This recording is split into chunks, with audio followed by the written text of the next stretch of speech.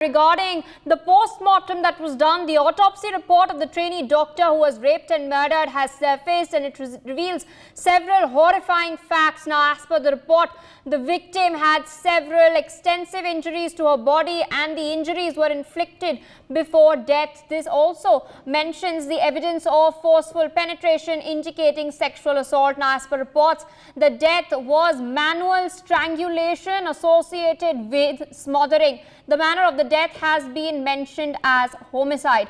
The autopsy report has revealed that a white, thick, viscous liquid was found near her private parts, along with blood clots and hemorrhaging in the lungs as well. No fractures were found on the body. The doctors have sent samples of blood and other bodily fluids for further analysis. My colleague Rainik Datta joins us on the broadcast with more details. Rainik, over to you. You're of course reporting to us live from the RG Kar Medical Hospital itself. For days at end, you've spoken to the protesters over there, brought in us the latest updates. Now we're getting to know even more grisly details as far as the autopsy report is concerned.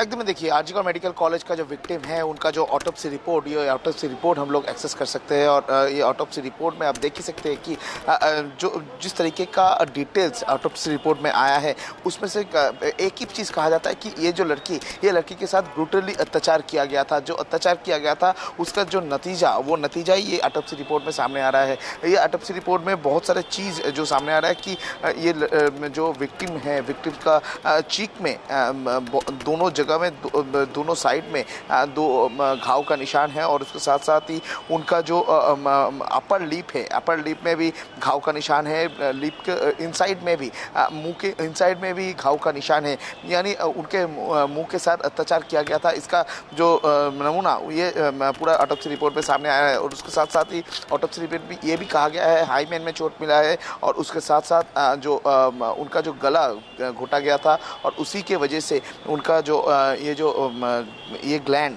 जो thyroid gland है वो gland टूट गया है। और इसके साथ साथ ही लेफ्ट साइड आर्म जो है, लेफ्ट आर्म में उनका निशान मिला है। लेफ्ट शोल्डर जो है वो डिसलोकेट हो चुका था। इस तरीके का पूरा जो डिटेल्स ऑटोप्सी रिपोर्ट में जो है उसमें से साफ है कि किस तरीके से ये जो सेकेंड ईयर के जो छात्री उनके साथ अत्याचार किया गया था, उनको किस तरीके से हमला किया गया था, उनका जो मौत हुआ था वो मौत कितने बुरे तरीके से हुआ था, ये ऑटोप्सी रिपोर्ट से मालूम पड़ता है।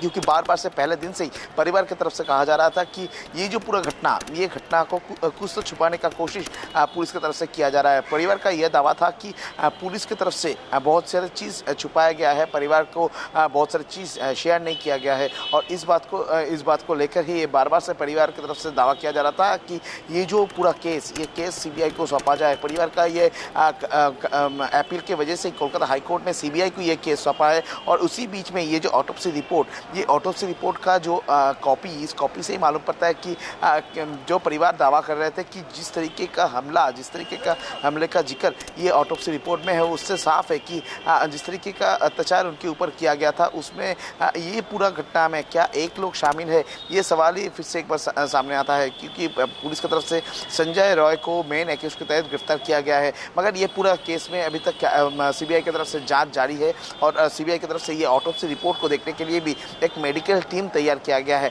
जो मेडिकल टीम का काम है ये जो ऑटोप्सी रिपोर्ट पुलिस की तरफ से प्रोवाइड किया गया है, ये ऑटोप्सी रिपोर्ट देखना, और उसके साथ साथ ही जिस जगह में ये घटना घटा है, प्लेस ऑफ ऑकरेंस, उस जगह में जाकर उस जगह का जो सैंपल पुलिस की तरफ से कलेक्ट किया गया था वो सैंपल को वेरीफाई करना, और पूरा जो सूरत हाल पुलिस की तरफ से किया गया था वो चेक करना, ये पूरा फॉरेंसिक एक्सपर्ट जो टीम है, सीएफएसएल का जो टीम है उनकी तरफ से किया जाएगा। सीबीआई का ऑफिशियल्स भी उनके साथ मौजूद रहेंगे। और उसके साथ साथ ही सीबीआई की तरफ से एक 3D स्कैनिंग भी किया जा रहा है। कोलकाता का आरजी कर मेडिकल कॉलेज का पूरा जो 3D स्कैनिंग के माध्यम से वो लोग पूरा जो क्या घटा था उस रात में, यानी फ्राइडे मॉर्निंग तक पूरा जो ये घटना क्या घटा था, ये तैयार करने का जो रिक्रिएशन का काम वो काम सीबीआई की तरफ से अभी किया जा रहा है। फिलहाल जो ये ऑटोप्सी रिपोर्ट का ये जो पूरा डिटेल्स, इन डिटेल्स में अगर कहा जाए कि महिला के ऊपर पहले तो अत्याचार किया गया था और जैसे कि जो अत्याचार का नमूना वो दिखने को मिल रहा है कि चीक से लेकर नाक तक लेफ्ट आर्म चोट पहुंचा है, हाइमेन में चोट पहुंचा है। इस तरीके का जो रिपोर्ट, इससे साफ होता है कि पहले तो अत्याचार किया गया था ये महिला के साथ, उसके साथ बलात्कार किया गया था और उसके बाद ही उनको गला घोंटकर मारा गया था। क्योंकि ये ऑटोप्सी रिपोर्ट में साफ साफ है कि पेरीमोर्टम स्टेज में ये जो